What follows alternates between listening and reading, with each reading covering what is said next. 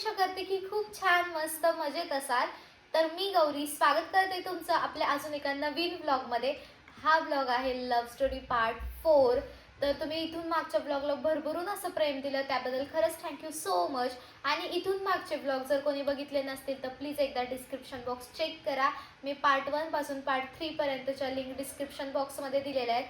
सगळ्या लिंक मी मेन्शन करून ठेवेल, त्या जाऊन चेकआउट करा आणि माझ्या लव्ह स्टोरीला भरभरून असं प्रेम द्या.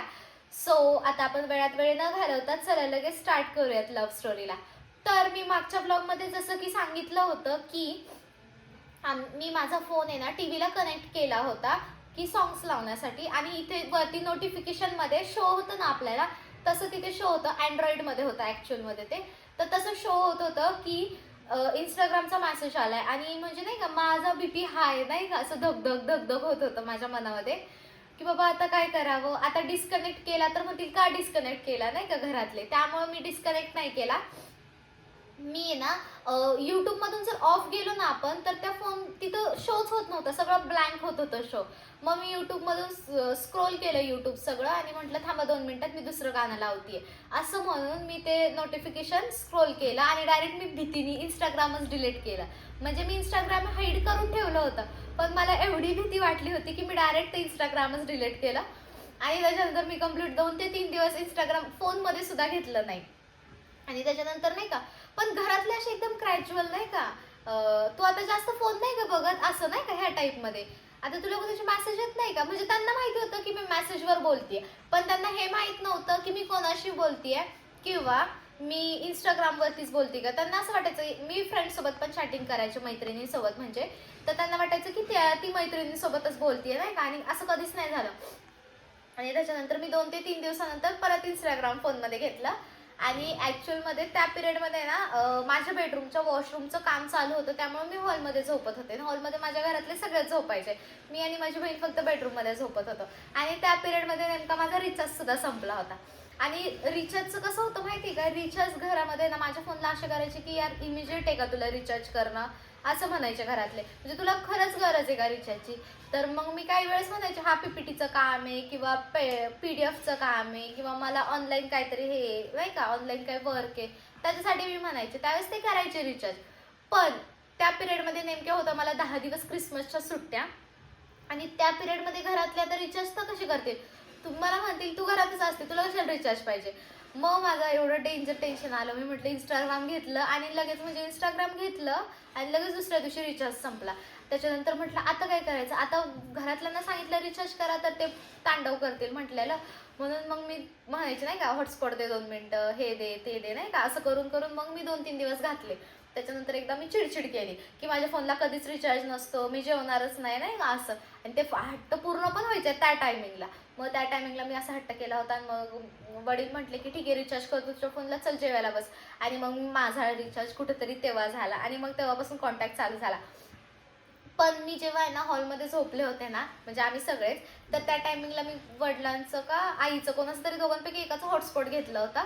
आणि नाही का हे तू हॉटस्पॉट घेऊन काय करतीये, आणि माझ्या सतत कानात कॉर्ड असायचे, हेडफोन असायचे, आणि त्यांना वाटायचं की ही रील बघतीये नाही का, पण मी कॉर्ड घालून ह्यांच्याशी चॅटिंग करायचे. आणि घरातलं कोण आलं की यूट्यूब ओपन करायचे आणि रील स्क्रोल करायचे, म्हणजे यूट्यूबचे जे शॉर्ट व्हिडिओ असतात ना ते. मग घरातल्यांना पण वाटायचे ही कॉर्ड नाही घातलं आणि ही काय करते नाही का. आणि त्या टायमिंगला नेमकं घरात त्यांचं लक्ष गेलं, डायरेक्ट म्हटले बघू काय करते तू इकडं. बापरे. आणि मी माझी एवढी मोठी डेअरिंग, मी त्यांच्या समोर ह्यांच्याशी चॅटिंग करत होते कृष्णाशी. मग जेव्हा घरातले बोलले ना बघू तू काय करते, मग तेव्हा मला खूप जास्त भीती वाटली होती. म्हटलं आता काय खरं नाही. पण तसं काहीच नाही झालं. मग मी लगेच म्हटलं की एकतर मी नोटिफिकेशन ऑफ केले होते, एकतर हाईड ॲप होता. हाईड ॲप होता म्हटल्यावर काही टेन्शन नव्हतं, मी डायरेक्ट आहे तसं स्क्रोल केलं साईडला, म्हणजे आपण स्क्रोलिंगमध्ये यूट्यूब पण ठेवतो ना सेफ्टीसाठी, मग यूट्यूब ठेवलं होतं. म्हटलं काय नाही रील स्क्रोल करते. आणि मग माझ्या घरातल्यांची एक इतकी म्हणजे त्यांना इतकं डोकं होतं ना, एक म्हणजे ते काय करायचे, म्हणजे फर्स्ट रील एका बघायचे नाही का, मग म्हणजे हिने नाटक केलंय का रील्स बघती हे दाखवण्यासाठी, असं त्यांना वाटायचं. मग ते काय करायचे वरच्या रील्स बघायचे. मग मी काय करायचे 6-7 रील्स स्क्रोल करून ठेवायचे आणि त्याच्यानंतर ते कट करायचे, नंतर इंस्टाग्राममध्ये जाते. मी पण हुशार होते तशी तर. पण नाही का असं यार एवढं डोकं कुणाला असतं असं मला प्रश्न पडायचा. पण तसं काहीच नाही, सगळं छान झालं. त्याच्यानंतर क्रिसमसच्या सुट्ट्या संपल्या आणि त्या पिरियडमध्ये आम्हाला भेटता वगैरे काहीच नाही आलं. क्रिसमसच्या जेव्हा सुट्ट्या संपल्या त्याच्यानंतर आलं होतं हॅपी न्यू इयर. हां, मग नेक्स्ट इयर लागणार होतं, न्यू इयर आलं आणि त्या टायमिंगला आहे ना मी जागीच होते आणि मी ह्यांना मेसेज केला आणि हॅपी न्यू इयरचा नाही का. आणि नंतर मी एवढं मोठ्याने ओरडले न्यू इयर झालं म्हणून. आणि माझ्या घरातले सगळे जागे होते, ते मला नंतर कळालं. मला काय वाटलं सगळे झोपलेत आणि मी कसं पांघरून घेऊन चॅटिंग करायचे, सगळे जागेच होते.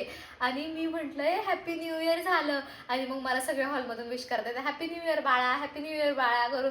मग माझा बापरे बीपी हा झाला. मी ह्यांना म्हटलं ठेव तू फोन. ते म्हणतात का काय झालं, म्हटलं ठेव बाबा फोन, मला नाही बोलायचं.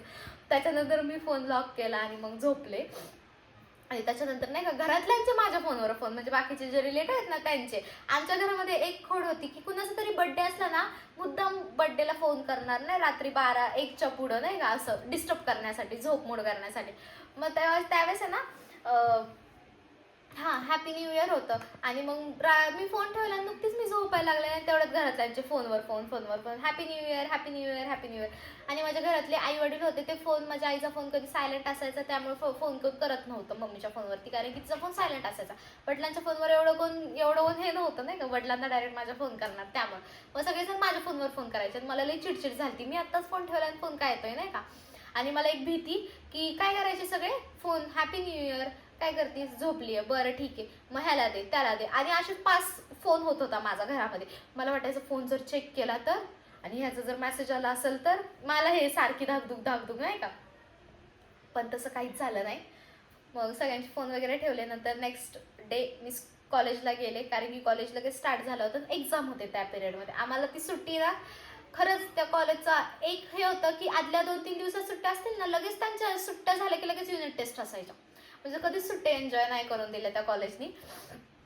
आणि त्याच्यानंतर मग सुट्ट्या झाल्यानंतर एक्झाम पण होती, लगेच मग मी कॉलेजला गेले. मग मी ह्यांना फोनवर बोलले, म्हटलं हॅपी न्यू इयर. आणि त्या दिवशी जे झालं ना त्या रात्री, ते मी त्यांना सांगितलं असं झालं होतं का. नंतर हे मला म्हणतात, म्हटलं हो, आणि तुला समजतच नाही. मी त्यांना म्हटलं तुला समजतच नाही की मी किती वेळा म्हटलं फोन मेसेज नको करू, तरी तुझी मेसेजवर मेसेज. आणि एकदा काय झालं होतं आमच्या मेसेजमध्ये की मी जर आहे ना मेसेज केला ना, हा मी फोन ठेवते, ह्यांचं एक होतं हा तुला माझ्याशी बोलूच वाटत नाही, हा तुला माझ्याशी बोलूच वाटत नाही, झोप, तुला लय झोप येते ना, असं होतं.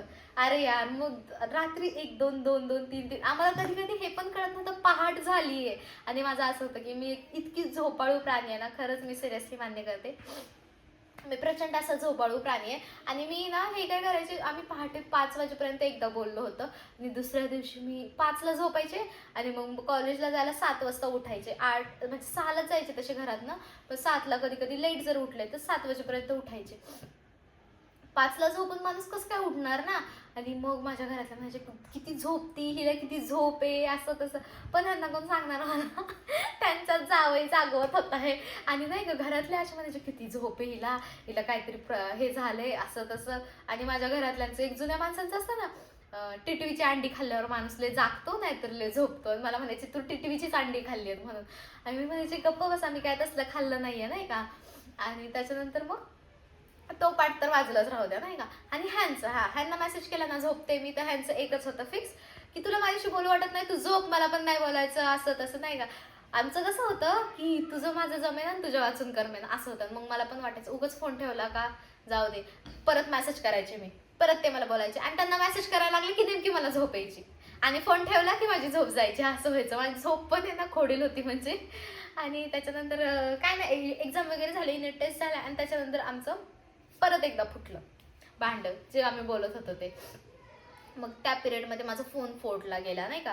पण फोन खरंच, मी तो फोन पण दाखवला आहे माझ्याकडे, नेक्स्ट व्लॉगमध्ये दाखवते. त्या फोननी खरंच मला एवढी साथ दिली. माझ्यापाशी होता तेव्हा तो फुटला, इतका आपटला माझ्या घरातल्यांनी. त्याचा डिस्प्ले फुटला, म्हणजे फुटला नाही, त्याचा डिस्प्ले नाही गेला, पण त्याची वरची जी स्क्रीन असते ना ती पूर्ण भुगा झाली, म्हणजे काहीच दिसत नव्हतं, एवढी भुगा झाली होती ती स्क्रीन. पण तरी पण तो फोन वर्क करत होता, त्याच्यावर कॉलिंग चालत होतं, त्याच्यावर काय म्हणतात इंस्टाग्राम चालत होतं सॉरी, त्याच्यावरती मेसेज चालू होते. पण नाही का इतका भुगा झाला. आणि शेवटच्या स्टेजला त्यांनी खरंच एकदम शेवटी त्यांनी साथ सोडली.